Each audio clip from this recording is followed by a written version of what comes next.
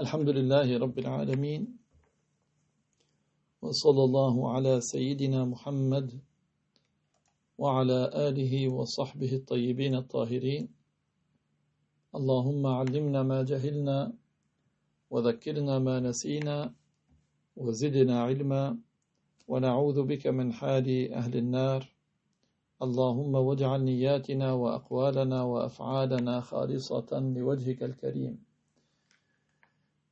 La louange est à Allah, le Seigneur des mondes, que Allah honore et élève davantage le rang de notre maître Muhammad sallallahu alayhi wa sallam et qu'il préserve sa communauté de ce qu'il craint pour elle. Nous demandons à Allah qu'il nous fasse apprendre ce que nous ignorons, qu'il nous fasse nous rappeler ce que nous avons oublié et qu'il nous augmente en connaissance. Et nous lui demandons de nous préserver de l'état des gens de l'enfer. Nous demandons à Allah qu'il fasse que nos intentions, nos actes et nos paroles soient accomplis sincèrement par recherche de son agrément. Nous avons vu la fois passée des exemples de paroles qui font sortir de l'islam, parce que nous avons vu la fois passée qu'il y avait une mécréance par les croyances qui ont lieu par le cœur, des mécréances par les actes, qui a lieu par les organes comme la main ou autre, et la mécréance par la parole qui a lieu par la langue. Et tout ce qu'il est interdit de dire, il est interdit de l'écrire, c'est-à-dire que comme une parole qui est contraire à l'islam peut faire sortir de l'islam, une écriture qui est contraire à l'islam peut également faire sortir de l'islam. Et maintenant nous allons poursuivre, Inch'Allah, sur les exemples de paroles que l'auteur a cités, donc en page 16. L'auteur, que Dieu lui fasse miséricorde, a dit: de même devient mécréant celui qui dit Qaddallah, en visant la similarité avec Allah. Dans certains pays, ils disent Qad Rabbi wa abadu.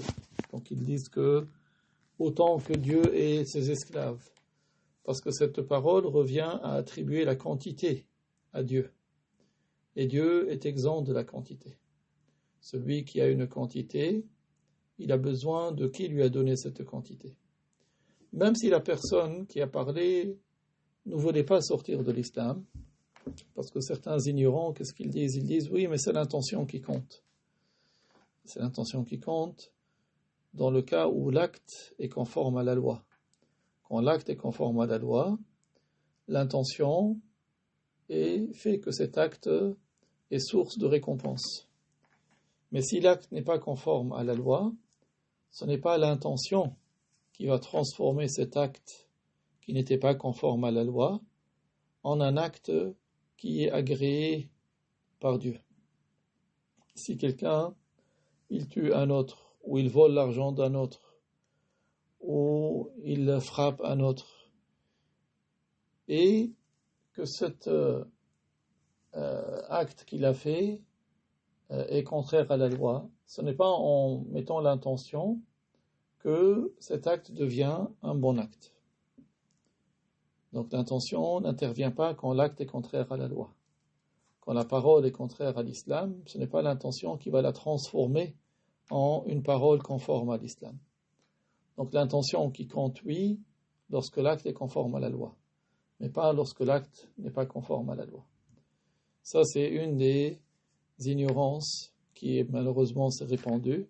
Tu trouves des gens qui font des choses mauvaises et il te dit c'est l'intention qui compte. Non, l'intention elle compte, elle intervient quand l'acte est conforme à la loi, et c'est cette intention qui fait que cet acte sera source de récompense.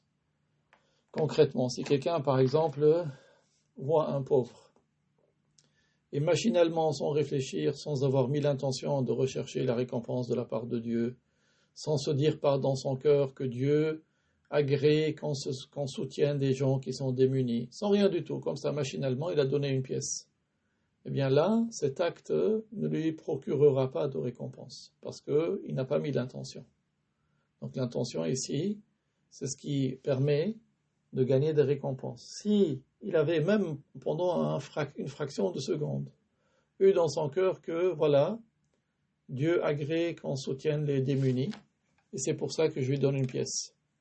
Dans ce cas, cela lui procurera une récompense. Voilà où l'intention intervient. Mais si c'est un acte qui n'est pas bon, quelqu'un qui insulte un autre, il l'a insulté, il lui dit, vous voulez insulter sa mère. S'il va voir la personne et lui dit, oui, mais moi, mon intention, c'était pas de t'insulter.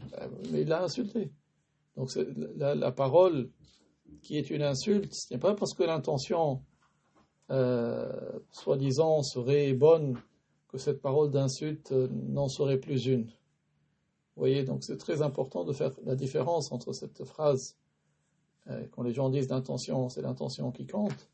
L'intention, elle compte lorsque l'acte est, dès le départ, conforme à la loi. Quand l'acte est conforme à la loi, comme par exemple, la personne donne une aumône. Ça, c'est un acte qui est conforme à la loi. Quand est-ce que cet acte procurera une récompense à la personne? Si la personne a mis dans son cœur la recherche de l'agrément de Dieu, la recherche de récompense de la part de Dieu, faire quelque chose que Dieu ordonne, une intention équivalente. Mais dire une parole qui est laide dans la loi, mauvaise dans la loi, ne va pas exonérer la personne, ne va pas protéger la personne des conséquences de cette parole. Et donc les paroles peuvent être des petits péchés, peuvent être de grands péchés, peuvent être de la mécréance. Donc ce qu'on est en train de voir là, ce sont les paroles qui sont des mécréances, c'est-à-dire des paroles qui sont contraires à la religion. Donc celui qui dit que Dieu a une quantité, même si lui il dit mais moi mon intention ce n'était pas cela, et sa parole fait sortir de l'islam. Comme quelqu'un qui attribue à Allah un organe, comme certains impudents, donc là le deuxième paragraphe ils disent Yazubballah, cette expression est de la mécréance explicite, aucune interprétation n'en est acceptée. Et si l'auteur l'a mentionné ici, c'est parce qu'il y a des gens qui disent cela dans certains villages, en Syrie et au Liban. Ils disent de telles expressions. Ça, c'est une parole qui est absolument laide et qui attribue un organe à Dieu. De même, devient mécréant celui qui dit « Ana rabbu man amila kada ». Donc, il dit « Je suis le Rabb de de ceux qui font cela ». Ou celui qui dit « Que Dieu nous en préserve, khawat rabbi », qui signifie « Il a rendu fou, mon Dieu ». Devient aussi mécréant celui qui dit à un mécréant « Allahu yukrimuka », dans le sens que Allah l'agrée. Car Allah Ta'ala n'agrée pas les non-musulmans. Tout comme Allah Ta'ala dit dans Sourate Ali Imran, le verset 20, qui signifie s'ils se détournent de la croyance, certes Allah n'agrée pas les mécréants. فَإِن تَوَلَّوْا فَإِنَّ اللَّهَ لَا يُحِبُّ الْكَافِرِينَ. Donc celui qui se détourne de l'islam, celui qui se détourne de la foi, Allah ne l'agrée pas. Donc ça c'est un exemple de paroles qui font sortir de l'islam. De même, devient mécréant celui qui dit à un mécréant que Allah te pardonne. C'est vite qu'Allah lui pardonne tout en restant mécréant jusqu'à la mort, parce qu'Allah ne pardonne pas à celui qui meurt mécréant. De même, devient mécréant celui qui dit à propos de quelqu'un qui est mort mécréant, Allahu yarhamuhu, ou ils disent ripé, rest in peace, ce qui signifie que Dieu lui fasse miséricorde, en visant par cela qu'il lui donne le repos dans la tombe, mais pas dans le sens d'un allègement du châtiment dans la tombe sans qu'il n'ait de repos. S'il dit cette parole dans ce sens, il se peut qu'il ne soit pas sorti de l'islam. Mais en tout cas, demander à ce que Dieu fasse miséricorde à celui qui meurt non musulman est une parole qui fait sortir de l'islam. Devient mécréant celui qui utilise le mot de création, khalq, en l'attribuant aux gens, dans un contexte où il a le sens de faire passer du néant à l'existence. Par exemple, si quelqu'un il dit « crée-moi ça, tout comme Allah t'a créé ». Donc là, il est clair qu'il a utilisé dans le sens de faire passer du néant à l'existence. Attribuer le fait de donner l'existence à ce qui n'existe pas à autre que Allah est une parole qui contredit l'islam. De même devient mécréant celui qui insulte l'ange de la mort, Azraïl, alayhi salam, comme le dit Ibn Farhoun dans son livre Tabsilatul Hukam, ou qui insulte un autre ange, alayhi salam. Il en est de même pour celui qui dit « je déteste Dieu », ou comme les paroles de certains soi-disant philosophes, comme Nietzsche ou autres que vous connaissez. Aussi devient mécréant celui qui dit Allahu la yatahammalu fulan, c'est-à-dire qu'ils disent Allah ne supporte pas un tel. Et on comprend que cela implique une incapacité ou qu'Allah serait dérangé par cette personne. Néanmoins, s'il comprend cette expression qu'Allah ne l'agrée pas, il ne devient pas mécréant. Devient mécréant celui qui dit maudit soit le ciel de ton Dieu, car il a ainsi blasphémé à l'encontre d'Allah. De même, celui qui nomme les lieux de culte des mécréants maison de Dieu, il sort de l'islam. Maintenant, si quelqu'un il cite le verset 40 de Surat Al-Hajj, وَلَوْلَا دَفْعُ اللَّهِ النَّاسَ بَعْضَهُمْ بِبَعْضٍ لَهُدِّمَتْ صَوَامِعُ وَبِيَعٌ وَصَلَوَاتٌ وَمَسَاجِدٌ. Cela signifie si Allah n'avait empêché les hommes de se nuire les uns aux autres, des sawami', des bi'a, des salawat et des masajid auraient été démolis. Alors ici, il ne s'agit pas des lieux d'adoration des mécréants. Il s'agit des lieux d'adoration des gens de la communauté de Moussa alayhi salam et des gens de la communauté de Isa alayhi salam. Lorsqu'ils étaient sur l'islam, lorsqu'ils suivaient l'islam, ces lieux ont en effet le statut des mosquées de la communauté de Muhammad sallallahu alayhi wa sallam. Donc ces lieux-là, en effet, ont été édifiés pour l'adoration de Dieu uniquement, pour le glorifier, et non pas pour l'adoration d'autres que Dieu, comme c'est le cas à notre époque. Donc ici, ces endroits-là, Allah Ta'ala les a mentionnés dans le Coran, dans le sens que ce sont des endroits d'adoration de Dieu, et non pas dans le sens que ce serait d'adoration d'autres que Dieu. Allah a bien appelé la mosquée Al-Aqsa, mosquée Al-Aqsa, bien qu'elle a été construite par autre que la communauté de Muhammad, alayhi salatu wassalam. Donc Allah l'a appelée une mosquée, bien qu'elle n'a pas été construite par la communauté de notre maître Muhammad. En fait, la mosquée Al-Aqsa a été construite pour la première fois par notre maître Adam alayhi salam. C'est Adam alayhi salam qui a pour la première fois construit la Kaaba, donc la mosquée Al-Haram, et il a construit également la mosquée Al-Aqsa qui se trouve à Jérusalem.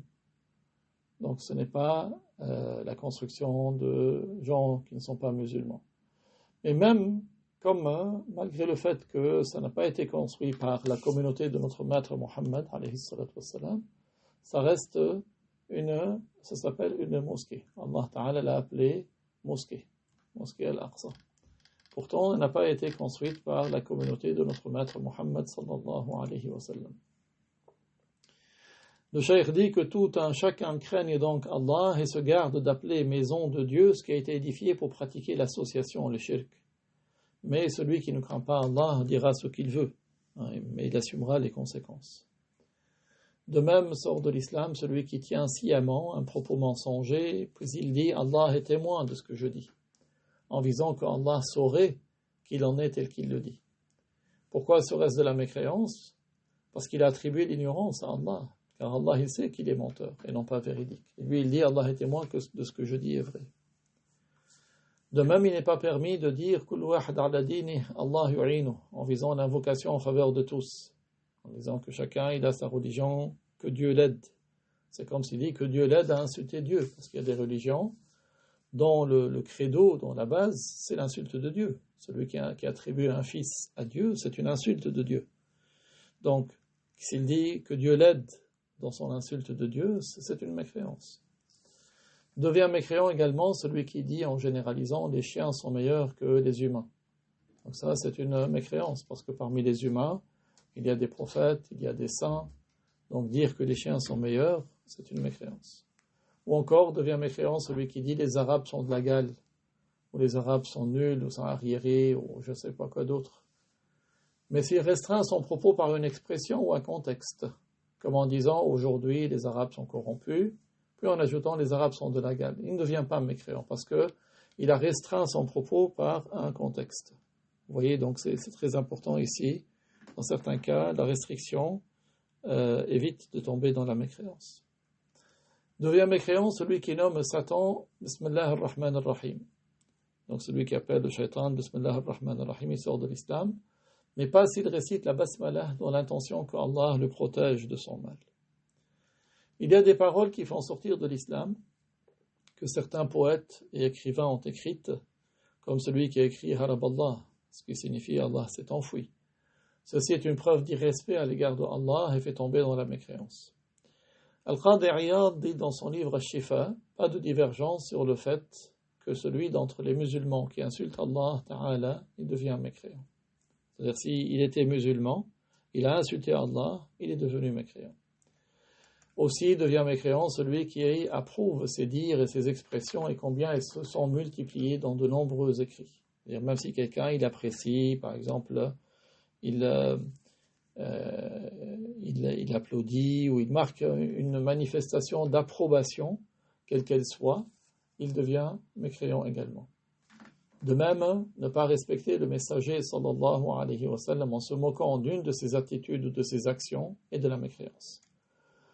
Comme celui qui se moque du prophète, de sa manière de manger, par exemple avec les 3 doigts, ou bien de s'asseoir en mangeant, s'asseoir par terre. Donc une des attitudes ou une des manières du prophète, se moquer de cela, ou une de ses attitudes ou une de ses actions, cela revient à contredire l'islam. Se moquer de ce qui relève de l'honorable Coran, des prophètes, alayhimussalam, des emblèmes de l'islam, les emblèmes de l'islam par exemple comme l'appel à la prière, comme la tenue vestimentaire musulmane, ou d'une des lois de Allah constitue une mécréance de façon absolue. De même, approuver la mécréance d'autrui est de la mécréance, puisque la règle, c'est ce qui est cité plus en dessous, se satisfaire de la mécréance est de la mécréance. Donc le musulman, il doit rejeter la mécréance, au moins par son cœur. Il ne doit pas l'approuver. Ne devient pas mécréant celui qui rapporte d'autrui une parole de mécréance qui se serait produite de lui sans l'approuver, en disant « un tel a dit telle chose ». Ceci s'appelle un discours rapporté. Donc rapporter la mécréance d'autrui sans l'approuver, ceci n'est pas une mécréance. Ce n'est pas une mécréance.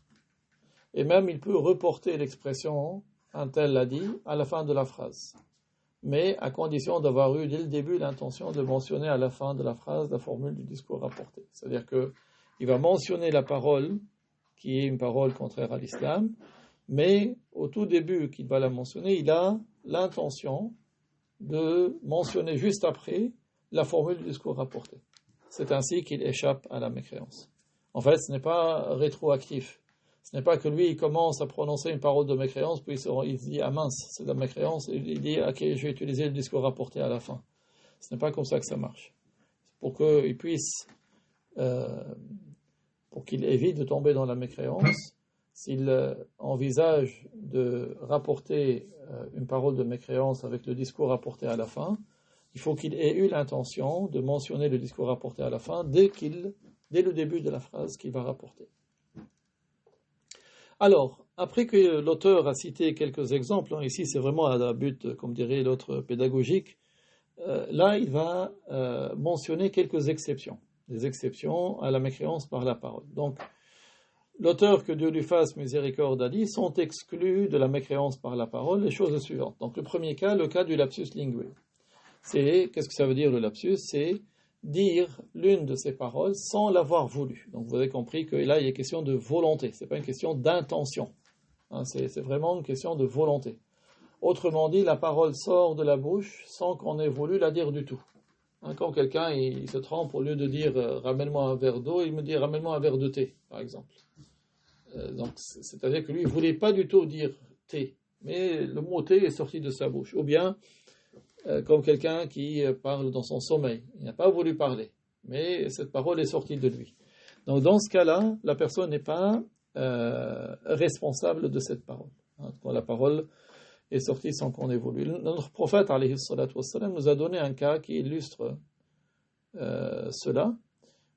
C'est dans le cas où quelqu'un, c'était un homme, donc le prophète, c'est un hadith, donc un homme avait perdu son chameau dans un endroit où il n'y avait que lui, il n'y avait personne d'autre, et sur son chameau il y avait toutes ses provisions, et il était dans le désert. Donc voilà, il a perdu son chameau. Il a cherché, il n'a pas trouvé. Qu'est-ce qu'il a fait? Il s'est allongé à l'ombre d'un arbre et il s'est dit, voilà, il a abandonné. Et le chameau est revenu tout seul. C'est alors que cet homme, tellement il était content, donc le prophète nous a rapporté cela, il a dit cet homme était tellement content qu'au lieu de dire « Oh Allah », il voulait remercier Dieu. Il voulait dire « Oh Allah, tu es mon Seigneur, je suis ton esclave », il a inversé. Il a dit « Oh Allah, tu es mon esclave, je suis ton Seigneur ». Il a dit cela par lapsus. Donc, si quelqu'un dit cela délibérément, non pas par lapsus, ce serait une mécréance. Mais comme lui, il a dit par lapsus, ça n'est pas une mécréance, il ne sort pas de l'islam. Ça, c'est le premier cas d'exception à la mécréance par la parole. Le deuxième cas, c'est le cas de celui dont la raison est absente, c'est-à-dire l'absence de lucidité d'esprit. Il est tombé dans la folie ou dans le coma, en tout cas, il n'a pas sa raison. Celui-là, où il est ivre, l'absence de lucidité fait que sa parole ne le fait pas sortir de l'islam. Troisième cas de figure, le cas de la menace. Si quelqu'un prononce la mécréance par la langue contre son gré, mais parce qu'il était menacé de mort ou de ce qui est de cet ordre. Alors attention, qu'est-ce que ça veut dire ce qui est de cet ordre? C'est-à-dire ce qui entraîne la mort. C'est ça le sens de ce qui est de cet ordre. C'est-à-dire par exemple, on lui coupe un membre, puis il va avoir une hémorragie qui va entraîner la mort. Ça, c'est ce qui est de cet ordre.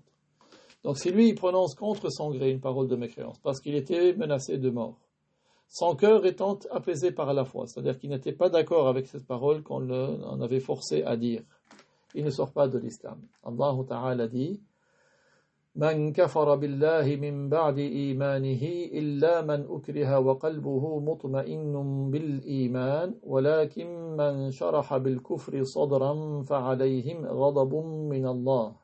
Donc ce verset signifie, c'est dans Sourate An-Nahl, verset 106, si quelqu'un commet de la mécréance après avoir été musulman, il subira le châtiment de Allah. Sauf celui qui est menacé de mort ou de ce qui est de cet ordre, et dont le cœur est apaisé par la foi, c'est-à-dire qu'il va prononcer cette parole tout en la rejetant par le cœur, mais ceux qui ouvrent leur cœur à la mécréance subiront le châtiment de Allah. Donc là, c'est l'exception à l'exception, c'est-à-dire que même s'il était menacé de mort, et qu'il avait été forcé à dire une parole de mécréance.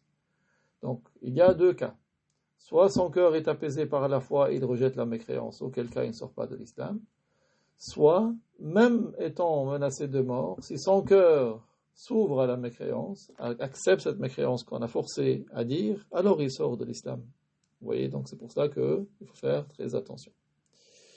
Un autre cas de figure, c'est le cas de celui qui rapporte la mécréance d'autrui. C'est ce que nous venons de voir juste avant.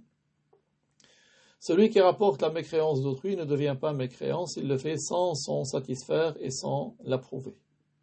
Donc il rapporte sans la satisfaire de la mécréance qu'il rapporte et sans qu'il ne l'approuve. Notre preuve concernant l'exception du cas du discours rapporté, c'est la parole de Allah. وقالت اليهود عزير ابن الله وقالت النصارى المسيح ابن الله, qui signifie et les juifs ont dit Uzair est le fils de Allah et les chrétiens ont dit le Messie est le fils de Allah. Donc ils ont dit. Vous voyez donc وقالت, c'est-à-dire ils ont dit. Et وقالت اليهود يد الله مغلولة, donc ce qui signifie et les juifs ont dit Allah est avare. Donc vous voyez que ce sont des formules où il y a le discours rapporté qui empêche de tomber dans la mécréance. Ensuite, l'expression du discours rapporté qui empêche celui qui rapporte une parole de mécréance de tomber dans la mécréance, elle est placée soit au début de ce qu'il rapporte de celui qui a mécru, soit juste après la citation. Donc, il peut la dire avant ou après. Dans ce dernier cas, c'est-à-dire s'il va la dire après, il est une condition d'avoir eu l'intention d'utiliser l'expression du discours rapporté avant de citer la parole de mécréance. C'est-à-dire qu'avant qu'il commence à citer la parole de mécréance, il avait déjà l'intention de mentionner le discours rapporté après l'avoir énoncé.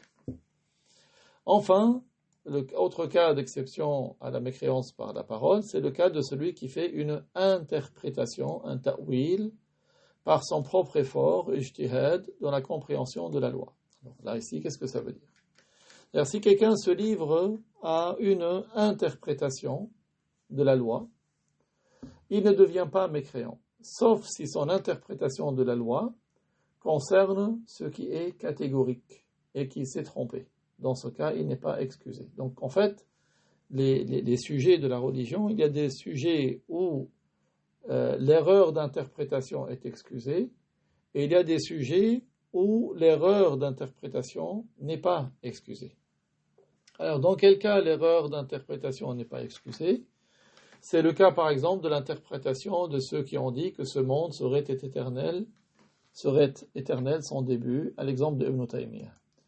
Donc, Ibn Taymiyyah, c'est un homme qui a prétendu que ce monde n'a pas de début. Là, il s'agit d'une mauvaise interprétation, mais qui porte sur un des sujets fondamentaux de la religion, et celui qui se trompe sur un de ces sujets fondamentaux, il n'est pas excusé, il devient mécréant. Donc, parce que ce monde change, il a obligatoirement un début, et il a besoin par conséquent de qui lui a donné le début, et celui qui lui a donné le début, c'est un être qui n'a pas de début, qui est nommé Allah. Donc, il est impossible, selon la raison, qu'il y ait des choses qui changent sans commencement. Alors, maintenant, ça c'est un cas de mauvaise interprétation qui n'est pas excusé. Maintenant, on va prendre un autre exemple de mauvaise interprétation qui est excusée.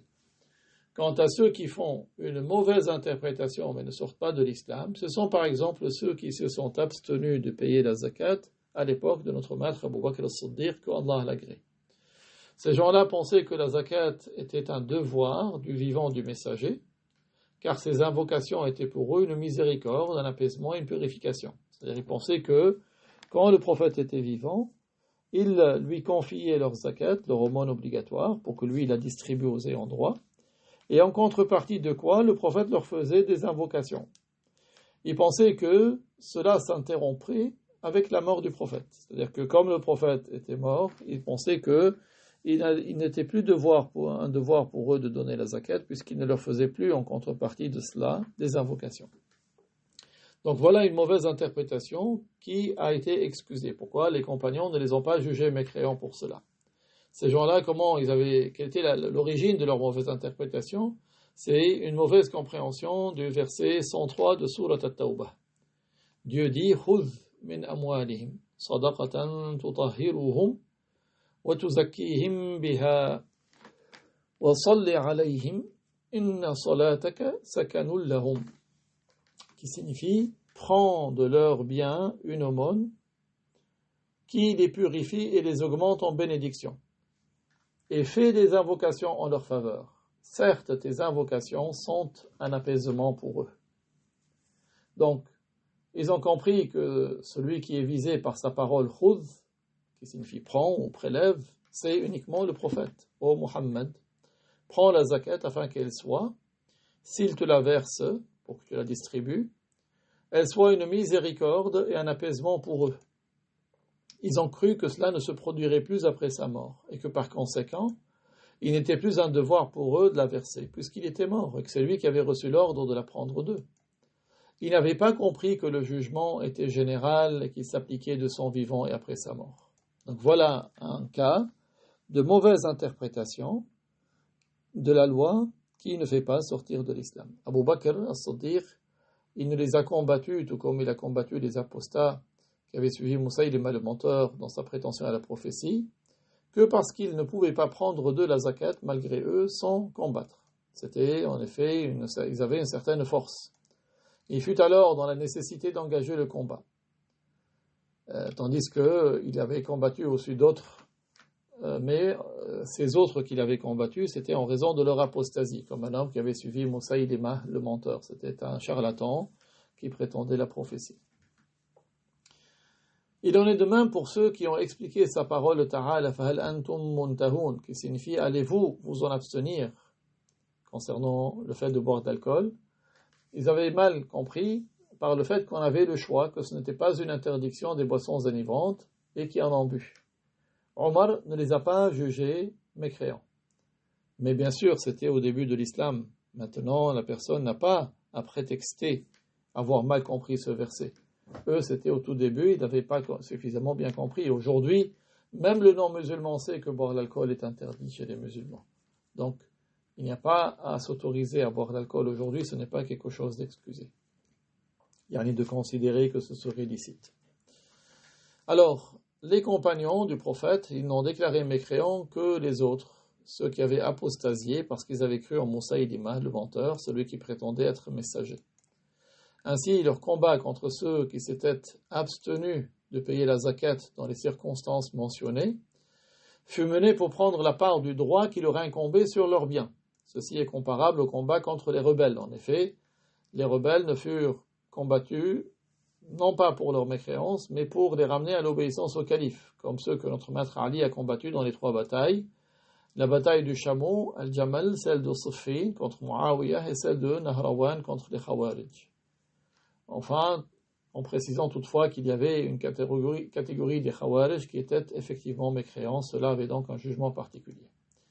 Donc, ce 4e cas d'exception à la parole, à la mécréance par la parole, comporte des restrictions. Ce n'est pas dans tous les cas qu'une mauvaise interprétation de la loi est excusée. Comme on a vu au tout début, il y a une mauvaise interprétation de la loi qui peut être excusée et une autre qui n'est pas excusée. Laquelle n'est pas excusée, c'est la mauvaise interprétation de ce qui est relatif à un des fondements, à ce qui est catégorique, comme par exemple le fait que Dieu seul est de toute éternité et que tout autre que Dieu a un début. Donc là, le shaykh, que Dieu lui fasse miséricorde, cite quelques savants pour étayer, pour appuyer ce que nous venons de voir. Le Hafiz Abu Zur'a al-Iraqi a dit dans son livre appelé An-Nukat, et notre shaykh, c'est-à-dire Al-Bulqini, a dit aussi, il convient de dire sans interprétation, pour accepter les rebelles et les Khawarij qui se sont rendus licites de faire couler le sang des gens de la vérité et de prendre leurs biens, tout en croyant que les gens de la vérité n'avaient pas le droit de faire couler leur sang à eux. Et ceux qui ont renié l'obligation de la zakat qui leur incombait après le messager de Allah sallallahu alayhi wa sallam à cause d'une interprétation de leur part. En effet, les compagnons, quand Allah les agrée, ne les ont pas jugés mécréants. Fin de citation. Donc ceci est une preuve de ce qui est rapporté dans l'école à propos de la question d'interprétation ta'wil par effort de compréhension, ijtihad, donc à condition que ça ne porte pas sur un sujet catégorique. Aussi, parmi les preuves rapportées concernant l'effort de compréhension pour l'interprétation et la citation des propos de mécréance, il y a la parole d'un autre savant, Shamsuddin al-Ramli, dans son commentaire de Manhaj al-Talibin. Manhaj al-Talibin, c'est un livre de An-Nawawi, au début du chapitre de l'apostasie. Donc, al-Ramli a commenté la parole de An-Nawawi, l'apostasie est la rupture de l'islam par une intention ou une parole de mécréance. Ça, c'est la parole de An-Nawawi. Al-Ramli a dit, il n'y a donc pas de conséquences en cas de lapsus ou de menace, en cas de ijtihad, c'est-à-dire d'effort de compréhension, et de citation, c'est-à-dire de rapporter la parole de mécréance. Vous voyez, donc là, il a cité les exceptions que nous venons de voir. Enfin, il y a la parole d'un autre auteur du texte qui se trouve en marge de commentaire d'Al-Ramli. C'est un savant qui s'appelle Nuruddin Ali Shabra Mallisi, décédé en l'an 1087 de l'Hégire, sur la parole d'Al-Ramli en cas de ijtihad, dont le texte est le suivant, c'est-à-dire pas de façon absolue. C'est-à-dire ce n'est pas toute mauvaise interprétation de la loi qui va exonérer celui qui l'a fait de la mécréance. Donc, c'est-à-dire pas de façon absolue, comme cela est clairement illustré par ce qui va venir, à savoir que ceux qui disent que le monde est sans commencement, ou des choses similaires sans mécréant, bien qu'il l'ait affirmé à partir d'un ijtihad et par déduction. Vous voyez, parce qu'ils ont fait une mauvaise interprétation, selon eux un effort de déduction et de compréhension, mais qui a porté sur un des fondamentaux, sur lesquels la mauvaise, un avis contraire à ce qui est correct n'est pas accepté. Un autre auteur qui a commenté en marge l'ouvrage de Al-Ramli, à savoir Ahmad ibn Abd al-Razzaq, connu sous le nom de Al-Maghribi, Al-Rashidi, décédé en l'an 1096, dit sa parole en cas d'ijtihad, c'est-à-dire dans les questions dont la preuve catégorique du contraire n'a pas été établie. Preuve en est la mécréance de ceux qui disent que le monde est sans commencement, par exemple, bien que cela vienne de ijtihad de leur part. Fin de citation. Donc, partant de là, on sait que ce n'est pas toute interprétation qui sauve son auteur de la mécréance. Par conséquent, que celui qui recherche la science de la religion garde bien en mémoire la parole de Al-Rashidi précédemment citée, dans les questions dont une preuve catégorique du contraire n'a pas été établie. C'est-à-dire qu'il garde cette parole présente dans son cœur car elle est importante. Parce que faire une interprétation en présence de la preuve catégorique du contraire, ne sauve pas son auteur de la mécréance. Alors le cheikh revient un peu à propos des Khawarij. Il a dit, nous avons dit à propos des Khawarij que certains faisaient exception et n'avaient pas été déclarés mécréants, car ce qui implique la mécréance est confirmé pour d'autres, comme cela est appuyé par la parole de certains compagnons et ont rapporté les hadiths concernant les Khawarij. Quant à ce qui est attribué à notre maître Ali, qu'il aurait dit « Nos frères se sont rebellés contre nous », il n'y a pas en cela de preuve pour les juger musulmans dans leur totalité. En effet, cette parole n'a pas été confirmée par chaîne de transmission jusqu'à Ali. D'autre part, le Hafid Mujtahid ibn Jarir al-Tabari les a jugés catégoriquement mécréants, donc les Khawarij, et d'autres que lui les ont jugés pareillement, c'est-à-dire mécréants. Cette divergence dans les avis est imputable à la diversité des cas des Khawarij. Certains d'entre eux sont allés jusqu'à la mécréance, tandis que d'autres ne sont pas tombés dans la mécréance. Alors, cette question, ce que nous avons de voir l'exception à la mécréance par la parole, certains l'ont désigné par le terme ijtihad, effort de déduction, alors que d'autres l'ont désigné par le terme ta'wil, interprétation. Parmi ceux qui l'ont désigné par le terme ta'wil, il y a le Hafid al-Faqih Shafi'id Sirajuddin al-Burqini, que l'auteur du Qamus a appelé le savant émérite du monde, et certains auteurs du commentaire de Manhaj al-Talibin l'ont donc désigné par le terme ijtihad. Toutefois, pour chacune de ces deux expressions, il est indispensable de bien noter qu'elle est assortie d'une restriction. Partant de là que personne ne s'imagine que toute interprétation sauve son auteur de la mécréance, et que personne ne pense que cela serait dans l'absolu, car la généralisation dans ce domaine revient à se départir et à sortir de la religion, que Dieu nous en préserve. Ne vois-tu pas en effet que nombre de ceux qui se réclament de l'islam, en versant dans la philosophie, sont sortis de la religion par leur croyance que le monde serait sans commencement, et ceci à partir d'un ijtihad de leur part. Malgré cela, les musulmans ont été unanimes à les juger mécréants, comme cela a été cité par le muhaddith et faqih Badruddin az-Zarkashi dans son commentaire de Jam' al-Jawami'. Il a cité les deux groupes, l'un disant que le monde est sans commencement par sa matière et son apparence, et l'autre disant que le monde est sans commencement par sa matière, c'est-à-dire par son genre seulement. Il a dit à leur sujet, les musulmans s'accordent à les juger égarés et mécréants. Il en est de même pour les murji'ites, qui disent qu'aucun péché ne serait nuisible en ayant la foi, tout comme aucune bonne action n'est profitable en étant mécréant. Donc ils ont fait une mauvaise analogie. La deuxième partie de la phrase est correcte. C'est vrai qu'aucune bonne action n'est profitable en étant mécréant. C'est-à-dire que le mécréant, quoi qu'il fasse comme bonnes actions, cela ne lui procurera pas de bonnes actions dans l'au-delà. Mais la réciproque n'est pas correcte. On ne dit pas que aucun péché n'est nuisible pour le croyant. Le prophète nous a appris, et Dieu nous a appris dans le Coran qu'il y a des croyants qui vont être châtiés pour leurs péchés. Bien sûr, ils ne vont pas être châtiés pour l'éternité grâce à leur islam. Ils sortiront de l'enfer. Mais on ne dit pas que aucun péché n'est nuisible. Comme nous le voyons aujourd'hui, ils trouvent des gens sous prétexte qu'ils sont des soufis, ils s'autorisent tous les péchés. Donc ceci est une mécréance, c'est le cas des murji'ah. Donc ils ont dit cela à partir de leur ijtihad, de leur effort de compréhension, de leur interprétation de certains textes. Ils n'ont pas été excusés pour autant. De même, d'autres groupes se sont égarés, bien qu'ils se fussent réclamés de l'islam, leur égarement ayant eu lieu à cause d'un ijtihad pour faire une interprétation. Nous demandons à Allah qu'il nous maintienne dans la vérité. Alors, pour conclure, nous allons mentionner une règle qui est très importante. Cette règle ne concerne pas uniquement la langue française, c'est une règle dans toutes les langues. Alors, c'est quoi cette règle?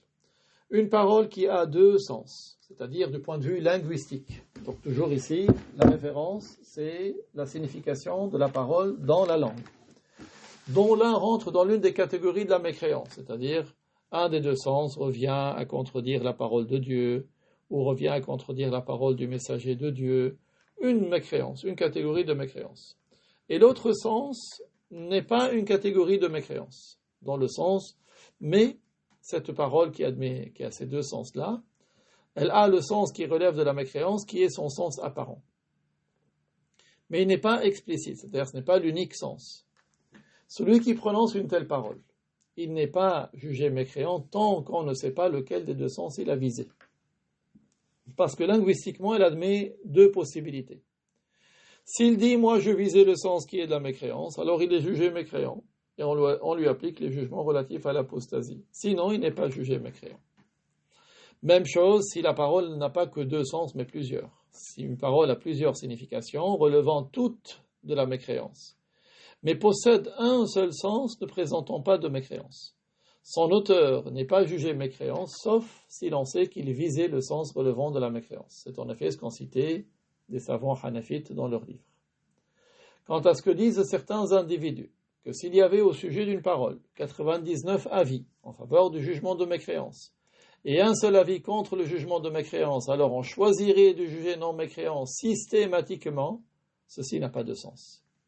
Ça n'a pas de sens, parce que il n'est pas une question de chercher absolument à excuser, non. Il s'agit de vérifier qu'est-ce que la personne visait. Et il n'est pas valable d'attribuer cela à Malik ni à Abu Hanifa, à l'instar de Sayyid Sabr qui a attribué une citation semblable à Malik. Et ceci s'est répandu chez certains contemporains qu'ils craignent donc Dieu. Les savants ont dit quant à ce qui est une mécréance univoque, c'est-à-dire une parole qui n'a qu'un seul sens, sarih, c'est-à-dire ce qui n'a qu'un seul sens, ce sens impliquant le jugement de mécréance, celui qui le prononce est jugé mécréant, comme si quelqu'un disait « Allah, c'est moi ». Au point que si cette parole provenait d'un saint dans l'état où il n'a pas sa raison, on le réprimanderait, même s'il n'est pas responsable à ce moment-là. C'est-à-dire qu'il ne sort pas de l'islam puisqu'il n'a pas sa raison, mais on l'empêche de dire cela. C'est ce qu'a dit Al-Izzuddin ibn Abd as-Salam. Ceci parce que la réprimande a un effet sur celui qui n'a pas sa raison, tout comme elle a un effet sur celui qui est lucide et qui a toute sa raison, de même qu'elle a un effet sur les animaux. Ainsi, lorsqu'on frappe les animaux quand ils refusent d'obéir, ils cessent de le faire, même s'ils ne sont pas dotés de raison. Il en est de même pour un saint qui prononcerait une parole de mécréance quand il n'a pas sa raison. Il cesse par retenue instinctive, quand on le frappe ou qu'on élève la voix sur lui. Ceci dit, n'advient aucune mécréance à un saint lorsqu'il a sa raison, sauf s'il fait un lapsus, étant donné qu'il est protégé de la mécréance. Toutefois, il est possible qu'un saint commette un péché, un petit ou un grand péché. Néanmoins, il ne persiste pas dessus et se repent peu de temps après. Il se peut même qu'un saint commette un grand péché peu de temps avant de rendre l'âme, mais il ne meurt qu'après en être repenti, comme ce fut le cas de Talha ibn Ubaydillah et de Az-Zubayr ibn al-Awwam, qu'Allah les agrée tous deux. En effet, ils s'étaient tous deux rebellés contre l'émir des croyants, notre maître Ali, qu'Allah l'agrée, en s'engageant dans les rangs de ceux qui le combattaient à Basra, al-Basra. Mais notre maître Ali avait rappelé à chacun d'eux un hadith. Az-Zubayr, il avait dit, le messager de Allah, sallallahu alayhi wa sallam, ne t'a-t-il pas dit, innaka latuqatilanna aliyan wa anta zalimun lah, qui signifie, certes, tu t'apprêteras à combattre Ali en étant injuste envers lui. C'est-à-dire que le prophète lui avait dit cette parole quand le prophète était vivant. Et ce compagnon, c'était parce qu'un jour, Az-Zubayr et Ali sont des cousins en fait. Donc ils se mesuraient, vous savez, comme à la lutte. Mais c'était un jeu. Ils luttaient l'un contre l'autre. Et le prophète, quand il les a vus comme ça, il leur a dit, il va venir un jour où tu vas t'apprêter à le combattre pour de vrai. Là, vous êtes en train de jouer, mais un jour, tu vas t'apprêter à le combattre pour de vrai. Donc Ali, il a invité Az-Zubayr avant que le combat ne s'engage. Il lui a dit, tu ne te rappelles pas que le prophète t'a dit que tu t'apprêteras à me combattre et que tu seras injuste envers moi ce jour-là? Sur ce, Az-Zubayr avait dit, j'ai complètement oublié. Il était donc reparti en ayant abandonné le champ de bataille. C'est alors qu'un homme de l'armée de Ali l'avait rattrapé en chemin et l'avait tué, c'est-à-dire traîtreusement. Ainsi, Az-Zubayr s'est repenti grâce au rappel de Ali. Il n'est donc mort qu'après avoir fait le repentir. Un deuxième compagnon qui lui aussi fait partie des grands saints, parce que Talha et Az-Zubayr font partie des 10 à qui le prophète a annoncé le paradis. Talha, Ali lui avait dit, le messager de Allah sallallahu alayhi wa sallam, n'a-t-il pas dit « Man kuntu mawlah fa aliyun mawlah » ce qui signifie celui que je soutiens, Ali le soutiendra, ou celui qui est mon partisan, qu'il soit le partisan de Ali. Et donc Talha, il avait lui aussi oublié ce hadith, il est reparti, mais Marwan ibn al-Hakam l'avait atteint d'une flèche qui le tua. Talha aussi s'était repenti et avait regretté lorsque Ali lui avait rappelé ce hadith. Ainsi, aucun des deux n'est mort avant de s'être repenti. Les deux hadiths sont sahih et le deuxième est même mutawatir. Donc, et l'imam Abu al-Hassan al-Ash'ari, qui est la référence des musulmans dans la croyance, il avait même dit que Talha et Az-Zubayr, il leur était pardonné du fait de la bonne nouvelle que leur avait annoncé le messager de Allah sallallahu alayhi wa sallam à eux deux ainsi qu'à 8 autres lors d'une même assemblée. Ceci est donc bien de la part d'Abu al-Hassan al-Ash'ari la confirmation qu'ils avaient tous deux commis un péché. Donc ce qui nous intéresse, c'est qu'ils avaient commis un péché et ils avaient fait le repentir.